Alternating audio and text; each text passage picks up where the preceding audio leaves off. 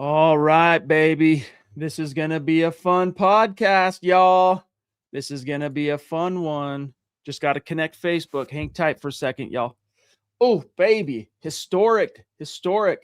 I was just saying to Ron before we hit the old go live, I was like, dude, this is a historic day. Do you know how long I've been doing this without being able to schedule a gut reaction? Broncos win the AFC West.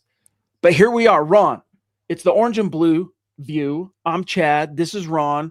The Broncos are 2025 AFC West champions officially by virtue of their 13-3 record, and the Chargers today falling, Ron, to 11-5 after the Houston Texans beat them in their house. The Broncos start 1-2 this season.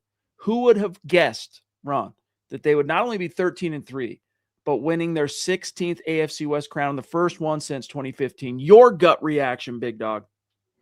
Yes, it is here. I am so excited, Chad. Finally, since 2015, the Denver Broncos are now AFC West champions. And it's so great to see. Bo Nix, AFC champion, one. Josh Herbert, AFC champion, West champion, none. But yeah, it was a great game. It was good to see the Texans beat down the Chargers. Now, I know the final score kind of indicated it was a little bit closer than it really was. That Texas defense is unreal. Unreal. I know they made it a little bit of a game later, but I'm so glad that they did us this solid. Now, again, the work is not done. Obviously, there's a crucial matchup, the final game of the season at home against these Los Angeles Chargers, and that's for reaching goal number 2. Goal number 1, according to Sean Payton, has been achieved in winning the division. Now it's on to goal number 2 as far as solidifying the best seeding possible in the AFC. That's right. That's absolutely right. I'm just like cloud nine right now. I mean, what this fan base has been through over the last decade, the Broncos wandering the NFL desert for the better part of a decade. Thank God Sean Payton arrives 2023. Still had a year or so to work out the kinks, figure out what the Broncos had.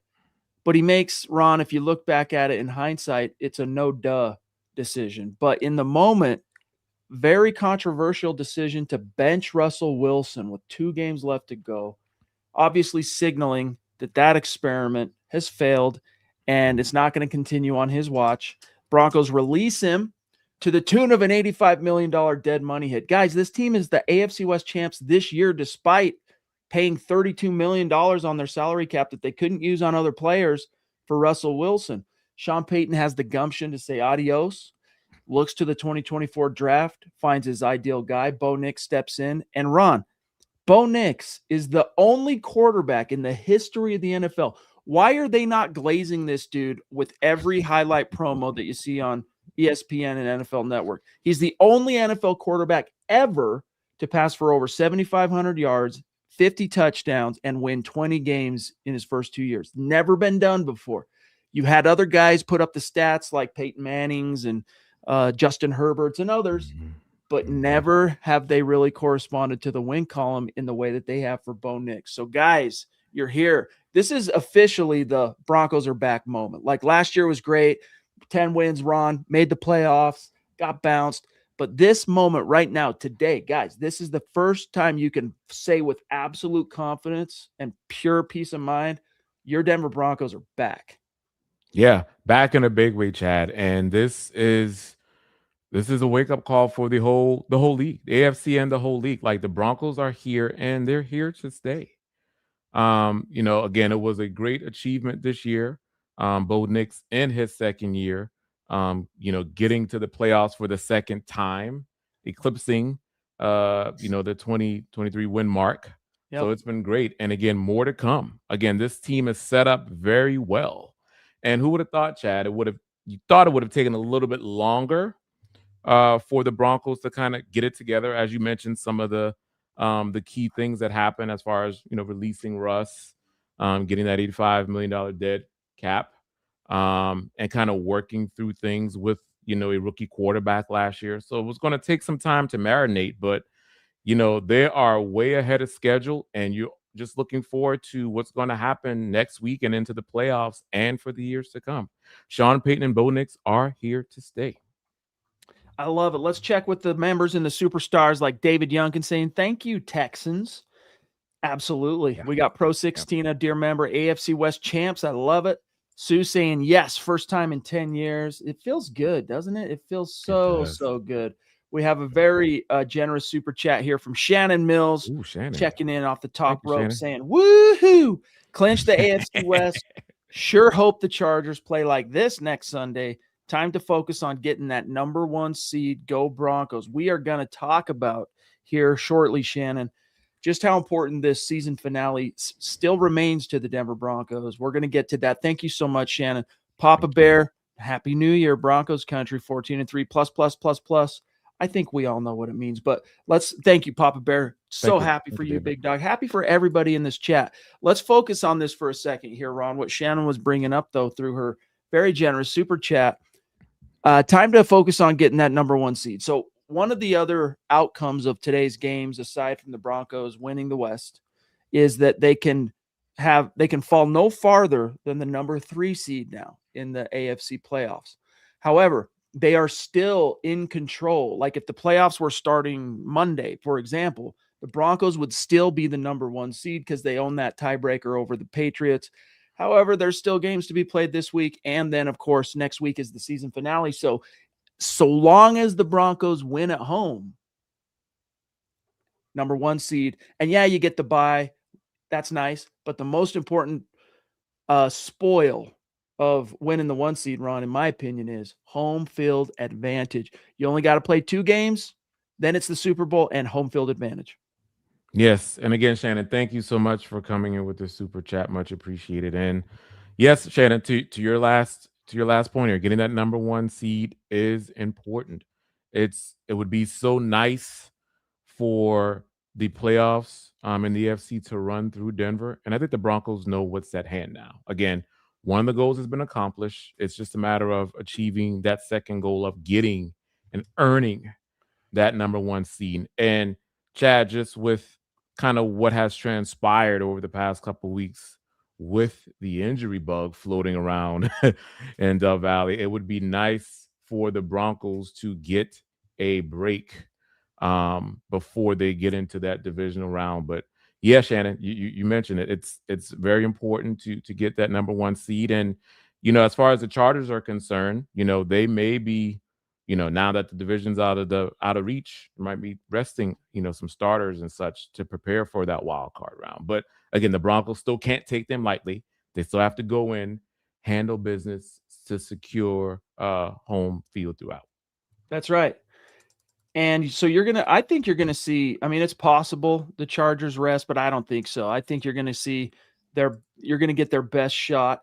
And here's a fun illustration for you. So this is from last week's game capsule, which the Denver Broncos PR department so kindly provides us. This is the same sheet that we read off the head-to-head comparison each week on the MHH podcast. But as you can see here, now, when I first started getting these game capsules from the Broncos PR department, that was back in 2014. And the Broncos led easily. It was like 14 to 15. It was like 14-15 in history, AFC West crowns, the Broncos. And then they just kept separating from the Raiders. And then all of a sudden, after Super Bowl 50, you just saw the Kansas City Chiefs, who were in 3rd place all time, by the way, in AFC division crowns, just climb because it was one crown after another for how long was it, Ron? 16, 17, 18, 19, 20, 21, 22, 23, 9 years. So they basically doubled the amount of division crowns over the span of from Super Bowl 50 till last year. And so the Broncos have fallen to tied with the Raiders and Chargers for 15. But then this one right here puts them back number 2 all time. And the next one, if they win it again next year, they'll be retied for number 1 with the Chiefs, as you can see right here. Hopefully you're seeing this section right here, etc. So it feels good, Ron. I love it, baby. I'm like riding an emotional high right now. I'm so happy for this team. Yes, this is cool, Chad. Yeah, extremely happy. After the game was over, I was like, finally, I was jumping for joy. But it's good to get another AFC West crown. And again, hopefully those continue in the coming years. So awesome. Let's see what else people got on their mind. Um, let me look here. I mean, guys, again, you start the season 1-2. Bo Nix not playing poorly, not looking all Not that best. great early on. And Mhm. Ron and I were sitting right next to each other, watching in the flesh Bo Nix and that Bronco offense stink it up for 3 quarters against the Giants. And by that point, they were, let's see, 4. So 2-2, 3-2. They were 4-2 going into that game. And, that felt pretty good considering how they started the season. But boy, oh boy, did they look piss poor in that game. And then all of a sudden, really, in my opinion, Ron, the entire season energy and vibe swung and changed on that fourth quarter comeback with Bo Nix rushing for 2 and throwing 2 touchdown passes, and the rest is history. But I just want to jump in here and get some reactions from folks like George Fox saying, "Thank you, Chargers. Thank you, Texans, for the division." Yes. Now, honestly, forget that. Thank you, Broncos. All right. The Yeah. Broncos earned this, guys. The Mhm. Broncos have taken care of their side of the street. They're the ones that created the condition, by the way, the Broncos, by which the Chargers had to win today to stay in the race for the AFC West, and they couldn't. So, yeah, we can say, and we know what you mean if you say, hey, thank you, Texans, but thank the Broncos. They're the ones that did the work. They're the ones that laid every one of those bricks down and forced and put the pressure on the Chargers in week 17, Ron, to have to sing for their supper. And they were way off key. Yeah. Yeah, George, again, thank you for coming in. And yeah, the Broncos um they earned this AFC West crown. Going on that winning streak, beating the teams. And again, Chad, a lot of these games, they were coming from behind. You mentioned one for the Giants game, where I walked out early because I was like, this isn't this one isn't in us for today. But they came back and won, and they went on a tear since then. Only losing one to the Jacksonville Jaguars. But you gotta love what this team has put together. Again, Bo Nix did not start off hot, and he's been up and down a good bit of the season. Again, more up than down. But I think right now, it's coming together. You see at the beginning of the season where the defense had to carry them while the offense was still getting it together. Now, as you get closer to the middle and near the end of the season, the offense is kind of taking a shape. And you just hope that you can see both sides of the football kind of come together as they're going for this playoff run. But, whether offense, defense, special teams, they have done well enough to earn this AFC West crown. And again, one more game to decide if they're going to be the number 1 seed in the conference. But yeah, got to give it up to the Broncos. Welcome in, everybody. If you're just joining the live stream, we've got 100 people with us from Twitter. We got 233 on YouTube.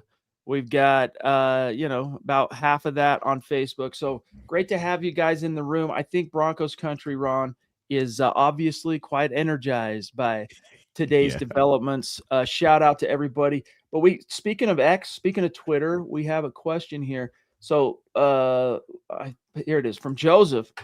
Thanks for joining us on X, my brother. He says, do the Chargers rest their starters now next week? Why would they? No offense to you, my dog. Pro 16 has a really good answer for this, so I'm just going to go ahead and read it. Chargers have everything to play for if they win. They knock Denver to the 3rd seed if they win, and then they play in sunny Florida instead of going to New England. Many things still need to happen, So in terms of who goes where and all that, there are still games to be decided tomorrow. The Bills are playing.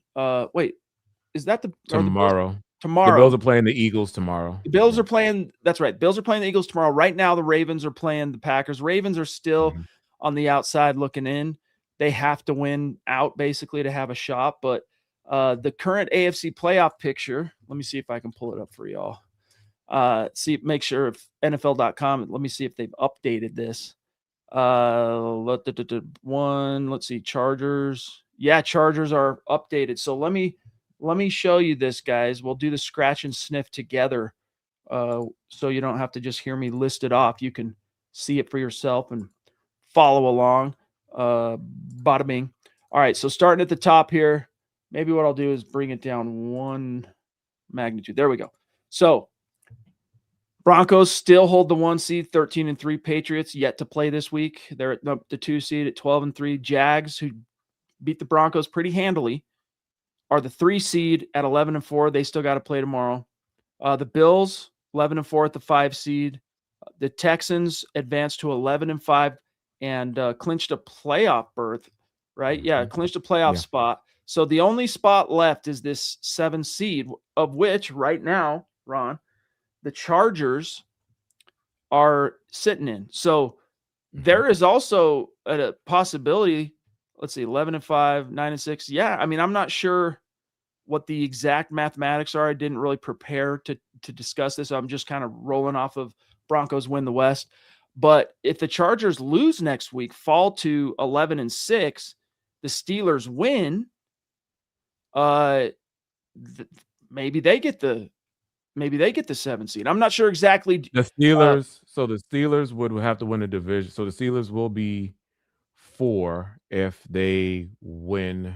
Right. Next week. Yeah. Right. Duh. I skipped because that's still to be decided because the Ravens are playing tonight. Yep. Because the Ravens, exactly. So thank you for clearing that up. But the point here, though, guys, is look, the Chargers are highly, highly motivated. They gotta win next week, and so do the Broncos.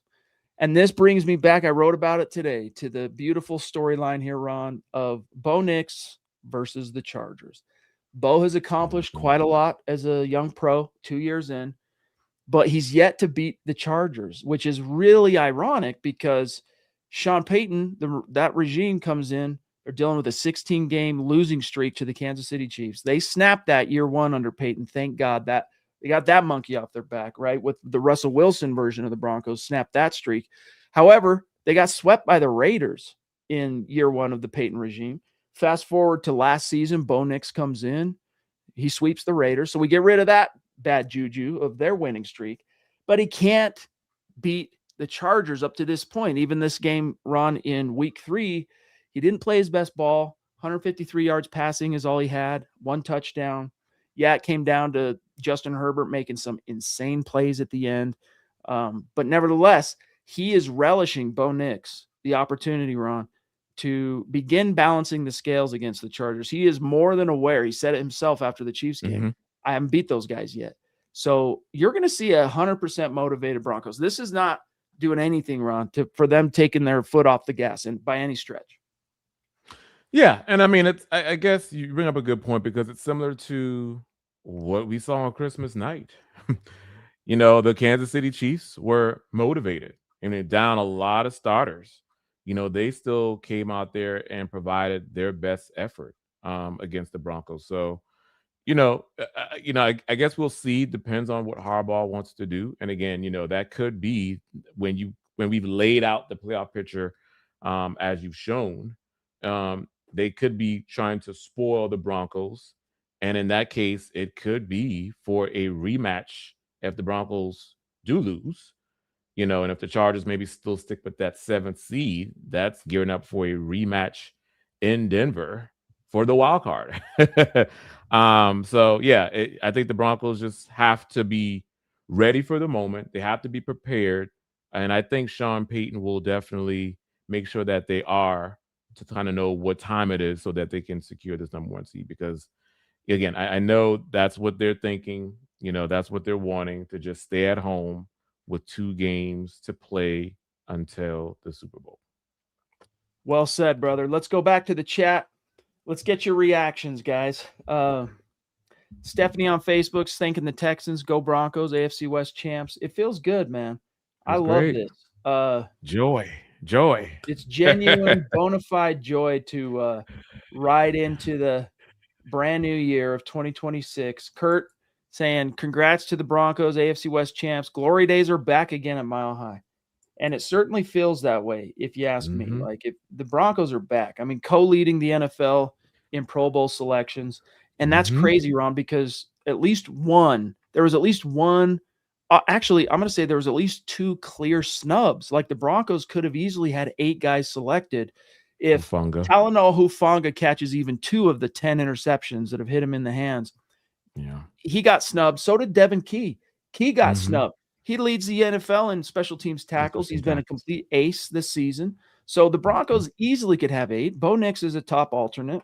When it's all said and done, both those guys I just mentioned too, Hufanga, Ron, and Key, are top alternates, depending on who has surgery in the offseason and such. I mean, they could end up with as many as 8 or 9 guys participating in the Pro Bowl games unless they make it to the Super Bowl.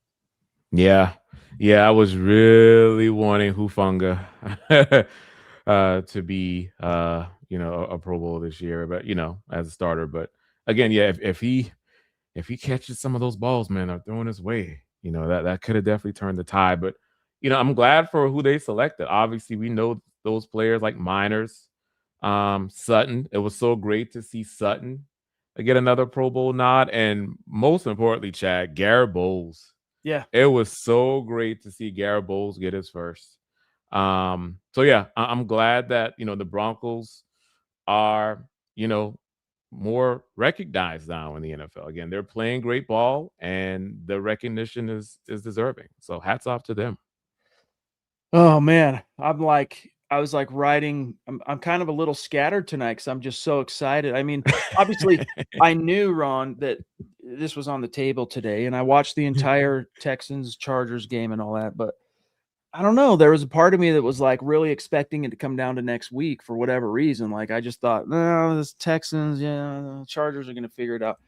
I'm just glad it happened, baby. And again, yes. Yeah. We say thank you, Texans, for helping us take care of our dirty laundry. But again, guys, Broncos earned it. Broncos earned it. They're 13-3. Raj, string guy, a dear member, he wants to know, Ron, Chad, what team scares you the most in the playoffs? So knowing, as we just looked at, the likely cast of characters, Ron, that are going to be in the tournament. I would say, Chad, the team that just played scares me the most. The teams that just beat our division rival scares me the most. And I say that, again, string guy, thank you for coming. And I say that just because of what they can do on defense. I mean, DeMeco Ryan has this defense is playing at an all-world level. Not only do you have to worry about those 2 bookends with Danielle Hunter and Will Anderson Jr., but the secondary with Stingley, Lassiter, Bullock, like those guys cover very well. And you also have, Petrie and Aziz Al-Shire, coming in, just coming in like a heat-seeking missile. So on the defensive side, that's the team that scares me the most. Now, I know the Broncos beat them earlier in the season. Low-scoring game, 18-15 in their building. But I think mostly the defense for the Texans scare me. Now, if you do get a few freebies from C.J. Stroud in this offense, if they come to Denver, which, they'll probably more than likely have to come to Denver, then, I think I still kind of like the Broncos mostly in the matchup, but that defense is scary. The other team, that one would scare me the most. The second one would be the Bills, just because of Josh Allen. I don't think the offense or the defense as a whole of the Bills scare you, but number 17 is just a freak of a quarterback. And he can put the team on his entire shoulders and throughout the playoffs. So those would be the 2 teams I would not want to see in the playoffs.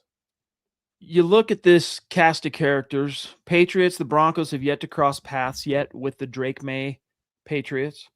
We saw what happened against the Jaguars, and look, they trucked the Broncos, but I just think it was kind of time for the Broncos to lose. 11-game winning streak, a lot of pressure carrying that for almost 3 months. And I think if those 2 teams met again, it'd be a different result. And especially if the Jags had to come back to Denver yet again. My point here, of course I respect the Jags, and you gotta fear them in the sense that you got to take them seriously. That's not the one that would keep me up a little bit. It's right here, the Bill. I mean, the Texans, but their offense to me is so unimpressive that I just think, just like what we saw in Week 9, the Broncos are just stingy enough offensively to make that one extra play needed to win a game against a team like the Texans. Like, I would still trust Bo Nix and company to come down with that one last drive and get off the field with a win. The one team that makes me nervous here the most is honestly the Bills. And part of it, I will admit, is due to the kind of trauma of last year's blowout loss in the wild card round. That's part of it. But really, it's kind of how similar they are, especially at quarterback, because if you look at which quarterbacks, Ron, have the most fourth quarter touchdowns in the NFL this season, you might think it's Bo Nix. It's not. It's Josh Allen. So they're the type of team. And look, we saw it. You think back to that wild AFC Championship game a few years back where the Bills and Chiefs just went back and forth in the fourth quarter. And just you're like, well, the Bills are going to win. No, the Chiefs are going to win. No, the Bills. Josh Allen has the ability to do that still. They worry me to where like you could build up a 2-score lead on the Bills and hit the fourth quarter and I'd still be going, chewing my nails off. That's a team that I still fear a little bit of everybody. Texans obviously take them seriously, but we've seen them. We took them down. People say, they're a different team now than they were then. Are the Broncos a different team, Ron, than they were, say, in week 3 when they lost to the Chargers? There's some truth to that. I get what people are trying to say, but I don't know what it is. The Texans, of all the teams here, man, it's actually the Bills and the Chargers that worry me the most, just because the Chargers, too, have continually proven to have the number of Sean Payton and Bo Nix. Yeah, you bring up good points with the Chargers. Again, I'm curious to see how this last game of the Chargers go with the Broncos, and that'll kind of really determine, kind of how we can match up with them if we have to face them in the playoffs. But I guess I'm just looking at this Houston defense and just how they cover and how they tackle. Totally. It's something. It's something that's, again, I'm not saying. I think for me, like, it's something that's not too much of a concern. Bo Nix and company showed you on that final drive when they went to their building on that last drive that they beat them. So I think something like that could happen, especially at home in Denver. But, you just don't want a mistake or two. And, they're very opportunistic, if Bo throws a pick or two, and it gives them good field position. They can capitalize off of that. So you think about things like that with the Texans. Sure. With the Bills, again, it's just they cannot stop the run. We know James Cook is an issue, with Josh Allen. So I would say that's definitely a concern because we saw what happened last year, as you mentioned, in Buffalo. But I think these teams are different now, Bills and Broncos, where, again, if I put my money on it, I think the Broncos can handle either the Bills or the Texans, but it's just a matter of those two teams do pose some problems. Yeah. I think a big part of why I don't fear the Texans as much is, on one hand, yes, I think we all know and understand the old maxim that defense wins championships, how true that is, right? Like the teams that typically go the farthest in the playoffs, though, they're the teams that have the defense and the quarterback.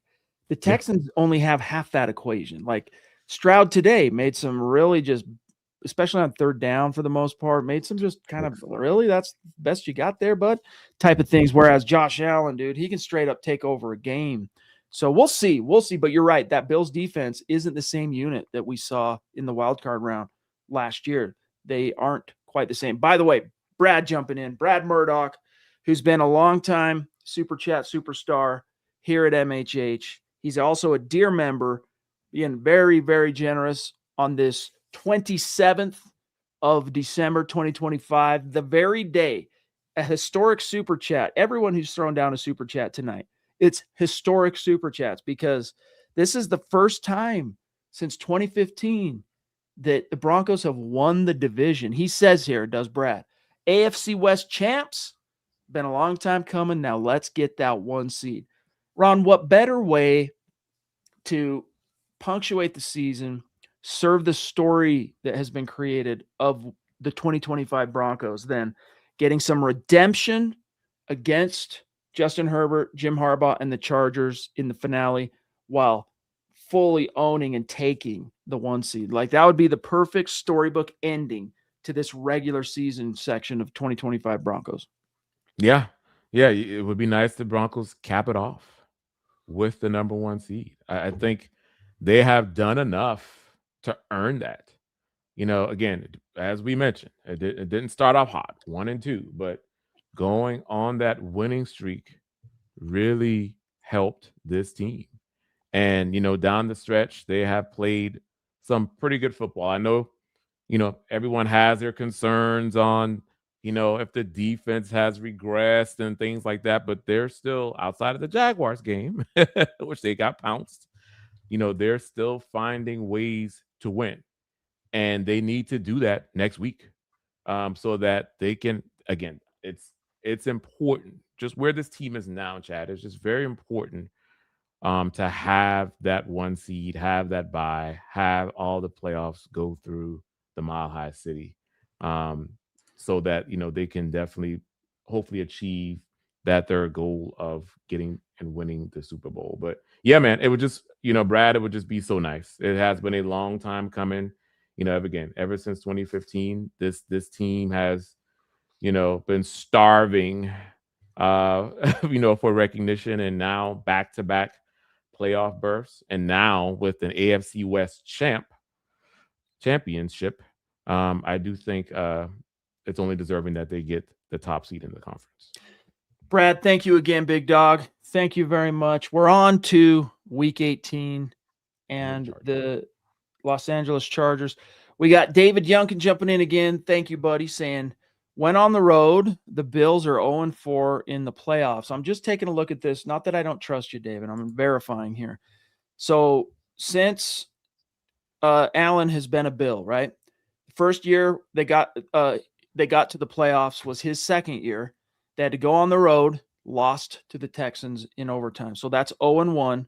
Then in 2020, their only road playoff game was that conference back and forth title game against the Chiefs at Arrowhead. They lost that one. Yeah, they are exactly 0-4, as you say, buddy. So 2019 LLL 0-4, Ron, the Bills in the playoffs. And on one hand, on the road, that gives you some comfort if the Broncos win the 1 seed and the road to the Super Bowl goes through Denver. On the other hand, there's that part of me that goes 0-4. I mean, just like with Elway in the Super Bowl, and Peyton Manning could never win the big one. And that kind of, eventually that worm turns for the consistent teams that keep at it. And Josh Allen and the Bills are one of those teams. I would hate for it to be the Broncos, where that road record in the playoffs turns. But yeah, maybe I've kind of built them up to be bigger than they are in my mind's eye, Ron. But the Bills are one of those teams I'd least like to see. But listen, it's the playoffs, man. All these teams are legit. By the time you get there, all these teams can hurt you. You got to come out there and feel yourself, so to speak, and play with authority and out intensity opponents, play with higher physicality, all that stuff. And that's one of the things that I think, Ron, has been a big blessing and benefit of all these one-score games this year, is it has exposed the Broncos to these high-pressure, high-intensity situations where he who blinks last, right, wins. The team that can stay poised, execute in those high-pressure, critical situations, come out on top. And that's basically the situation you live in single elimination playoff life. So that's going to serve them. There's, after that Chiefs loss yesterday, after the Chiefs lost on Christmas, a bunch of Chiefs fans found their way into the MHH social media channel mentions, Ron. Oh yeah, you guys are going to be one and done in the playoffs. And of course, my response as Mile High Huddle was always, cry more. But we shall see. Yeah, David, thank you for providing this fun fact. And yeah, that's, again, would be even more reason for the Broncos to earn that 1 seed. So, Bills can come in here potentially be 0-5. But also, Chad, you mentioned, how you've seen, the Broncos, come back in a lot of these big games, which is true. But then you've also seen times when the execution has been non-existent as well. And you can't have moments like that in the playoffs. Like that first half on Thursday night, you saw a lot of crucial drops. And the drops have been a thing I know all season. but that's something that they just have to clean up. Like, you can't have these drops in the one and done scenario. You can't have all these penalties. And again, I know we can say this is who they've been, but these things have to get cleaned up more. Or if they don't, then that can be situations where you're one and done in the playoffs. So yeah, I do trust this team for sure with what they've done coming from behind. You trust the defense, you trust Bo Nix, but there are things where they have to make sure the execution is pristine in order for them to really get to where they want to go. Well said. We got Jetty Splash checking in 2 days in a row. Love it, dude. Thank you, pal. Saying Chargers could not get past the Texans defense decisively. No, they couldn't. I mean, Herbert put on like a one-man show there trying to will it into existence. And the irony for Chargers fans, I mean, I'm in a kind of cry more situation. I don't really pity them, but the irony for them is they lost by 4 points. If their usually reliable kicker makes his field goal and doesn't miss that extra point, they're it's probably going to overtime or whatever, or at least it's coming down to the Texans needing points on that last drive to actually win. So sometimes that's the way the cookie crumbles, though. But good point, Jetty. We got Boot Boy Josh, the Chaos, Boot Boy 90 jumping in member for 2 months, celebrating, dude. Thank you, pal. Really appreciate you and Thank your you. consistent support and your friendship dating back a lot of games, a lot of years now. It's been years. Anyway, he says goal number 1, check. Goal number 2, let's get it. The job is not done. No, it's not. And it's going to be a huge game next week, Ron. Huge. Yeah, it's gonna be massive. It's gonna be massive. I'm expecting Broncos country to be represented very well. It's gonna be loud. So I'm looking forward to it. It's going to be interesting to see where they place this game next week. I don't know, because I know the Seahawks and the 49ers, that has a lot at stake as well. So that might be your prime time one. But it's going to be interesting to see kind of where this one fits in. This is what everybody keeps mentioning. Sean Payton, win the division, best seed possible, play for a Super Bowl in that order. That was the team's goal for 2025. And so far, so good, baby. Checked. Yep. Chaos, appreciate you, Josh. You the man. Thank we you. got Zebo checking in from Oz. So consistent, also longtime superstar. And I was just remarking on this the other day, how cool it is to see so many Broncos fans in Australia. Proves beyond a shadow of a doubt, Broncos country is not a geographic location. It's this. Let me see if I can get the right angle. It's a state of being, baby. Wherever you are, and that's where you is, Jack. Appreciate you, pal. He says, we are AFC West champs. 2 of the 3 season goals accomplished. How great does that feel? 1 more goal, the Super Bowl. Sean knew something before the start of the season. He believed, up to all of us to believe now. Broncos Super Bowl bound. Well, they haven't won the AFC 1 seed, if that's what you mean. But we are the AFC West champs. And, depending on how you look at it, the Broncos clinched playoffs a couple weeks ago, right? So, like, for some fans, and especially in the face, Ron, of the Chiefs' many-year dominance, near decade-long dominance, that was enough for a lot of fans. Just, okay, we clinched the playoffs. So it's another playoff season. Okay, back to back. And, like, that was enough. But not for Sean Payton, not for Bo Nix. They wanted the division. They got it. And they want that 1 seed. And as Bo Nix talked about following the game Thursday night, man, they still have a lot to play for. Fully aware that he's yet to beat the Chargers as a Bronco. And I think next week, Ron, is a good first time for that to finally happen. Agreed. And again, Jack, thank you for coming in. Sean Payton mentioned it after the Buffalo loss in the playoffs last year. We need to play these games at home. So that is the reason why that first goal is what it is. AFC West champs. Win your division, you're guaranteed a home game in the playoffs. Now they've set themselves up well with the number of wins to get, and well, now they have number 1 seed, but to solidify that number 1 seed.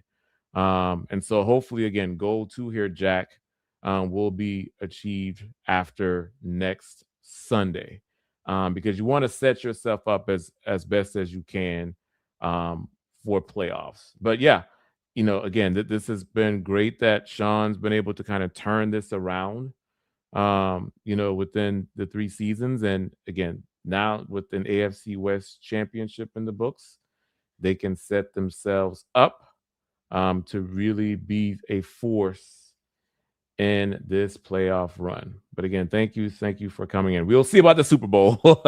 Again, we did mention some of the teams that we may not want to play again. I don't think we're scared of them, but they would pose a little bit of a threat in the pathway. One of the things I agree with you, Jack, we got a bowl leave, and it's not easy for a quarterback to thrive in the shadow of some of the all-time greats that have been in Denver, Elway, Manning. There's a very small list of guys besides those 2, Ron, who you've been able to, as a fan, go, hey, that guy can conjure some bona fide mile high magic. I would argue Jake Plummer was one of those guys, but he never quite got the distance. Came damn close in 2005. Jay Cutler was definitely not one of those guys, although he had one really good statistical season. He couldn't lead the team to the playoffs. Tim Tebow, he conjured some. Let's face it. He had some magic about him as Clifton. Tebow drops back. Thomas with the catch. 50, 40, 30, 20, 10, touchdown, Denver. I mean, I'm reliving it as we go there. But Bo Nix, my point here. Bo Nix has already proven we were there. Just forget all the other 1-score games this season and just take that Giants game. It's such an emblem. It's such a totem that represents Bo Nix's ability to Gandalf this thing and conjure some mile-high magic. And that gives me faith.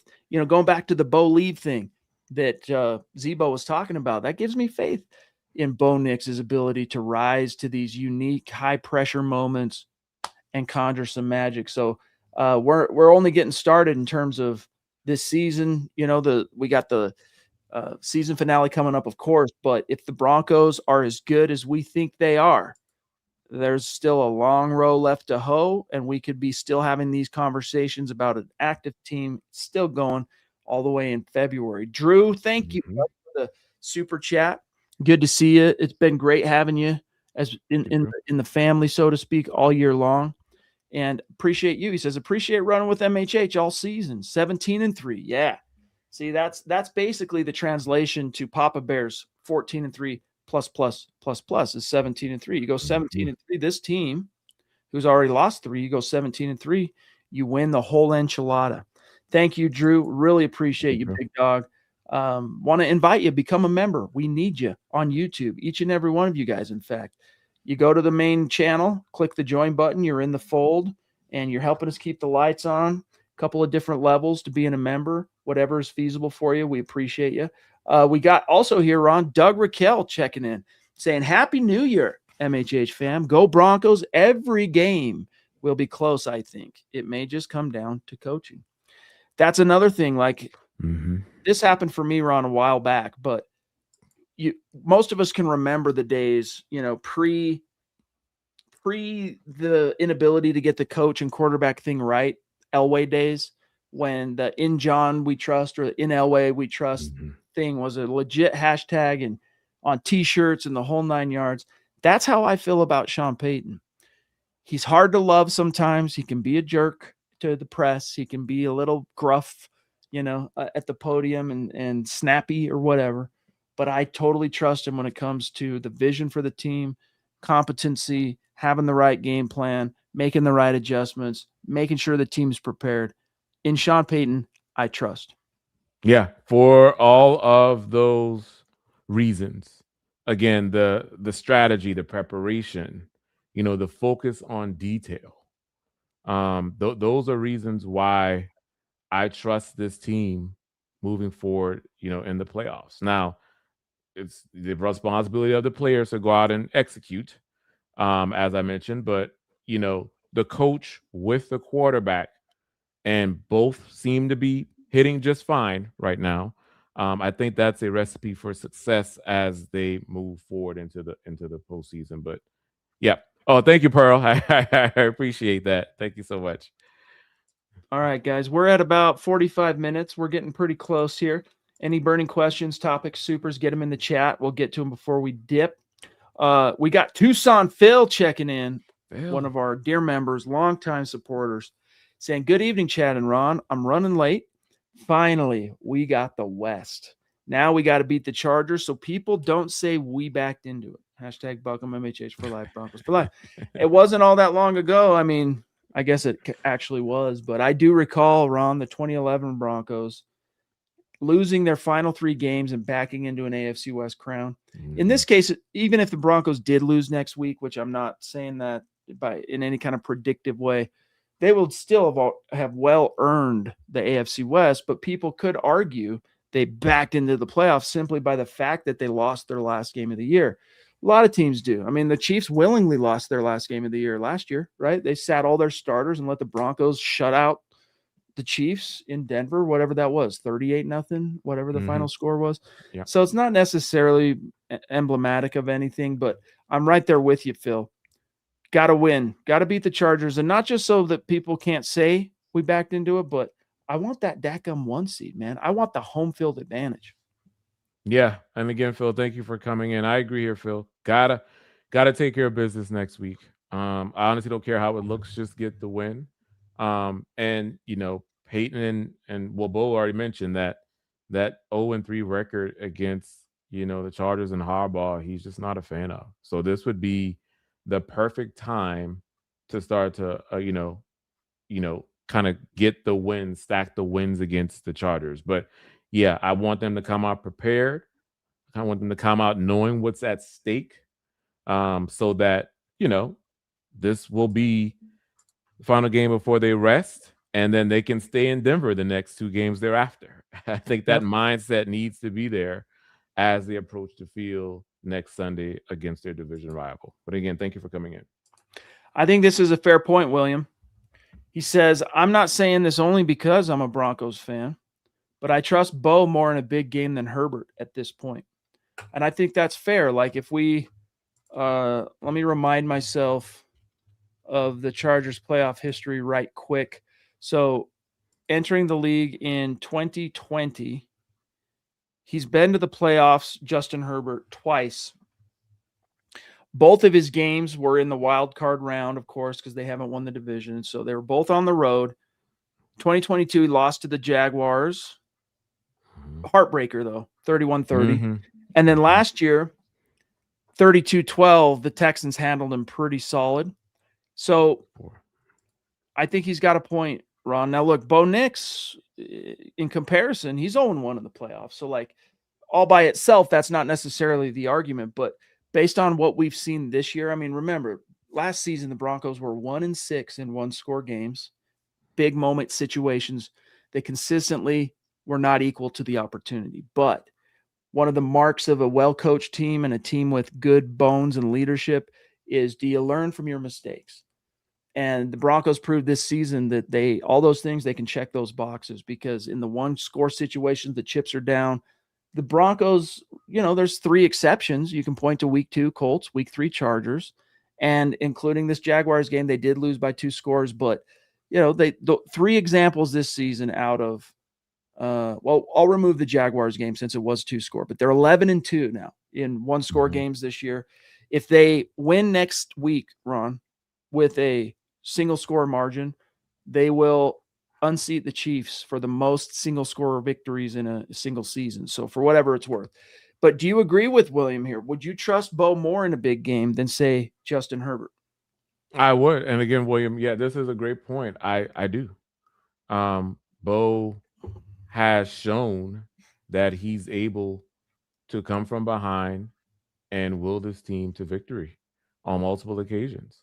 Now, we'll see how it goes in the playoffs, but some of the matchups that the Broncos have had, again, look at the competition that he's had to go through with Chad and William. I mean, coming back down the Eagles, that was a tough one. Can't say the Giants was tough, but again, they put themselves in a huge hole. But that fourth quarter, Bo was was there. It was a sight to see.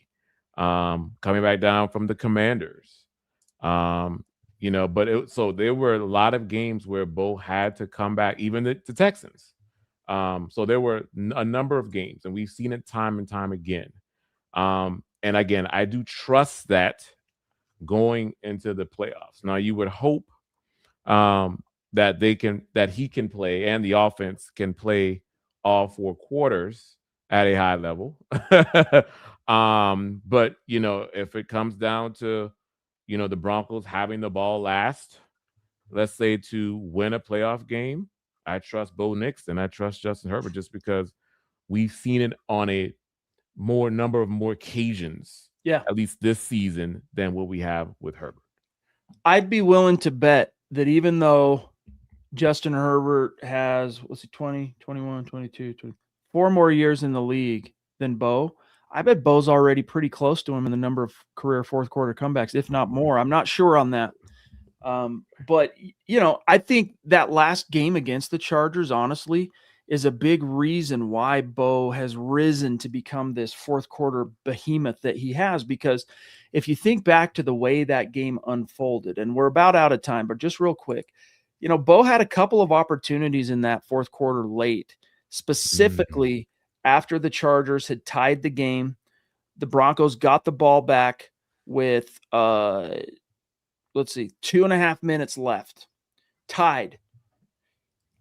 Went 3 and out. Chargers got the ball back, drove down, got the field goal, walked off, victory, right?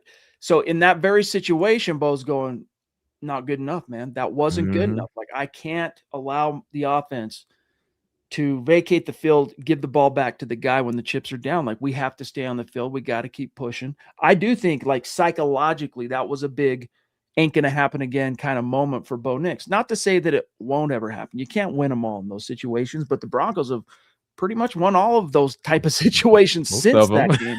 So I think it is very much that kind of deal. And I agree with you, by the way, Ace. Cutler was done dirty. That's a whole different topic. Had chemistry with Marshall, Royal, Scheffler. It was a great offense that Mike Shanahan had built that Josh McDaniels proceeded to dismantle. And so those are, those days are much more in the past, thank goodness. But yeah, Chase, good to see you, pal.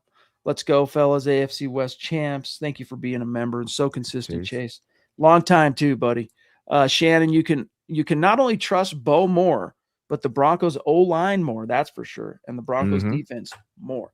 Look, that Chargers defense, it's really, really good, but there's just something missing from the equation. I don't know what it is. There's just a missing something. And look, the Broncos defense, they've not been as good as they were before. Basically, if you look at their numbers, Ron, pre-week 11 compared to their numbers post-week 11, so week 11 on, they're giving up 100 more yards per game. They're giving up more than a touchdown in points per game since week 11. So they have some things during this mini-bye to fix and work on. And I have faith that they're going to identify whatever it is and get it tweaked and get it figured out, because we saw Bo Nix and Sean Payton and the offense do that on their first mini-bye in between week 10, that ugly win against the Raiders, and the week 11 tilt against the Mahomes-led Chiefs, which you saw Bo Nix come out and play really, really well. So the defense, we need them to kind of just tighten up some of these little things because they're still so good. But the pass rush has faded a little bit since week 11. And so we'll see how it goes. But final thoughts, Ron, before we dip on out of here, on the Denver Broncos winning their 16th ever AFC West crown and their first since 2015. Been a long time. This is a historic podcast that you guys are in live with us. Love it, dude. Yes, again, what a time to be alive. That's what I tweeted. I'm just excited. I'm elated that the Broncos set themselves up to and earned the AFC West championship. So I cannot be more excited, more happy for the team. And again, the job's not finished yet, as we've repeated many times.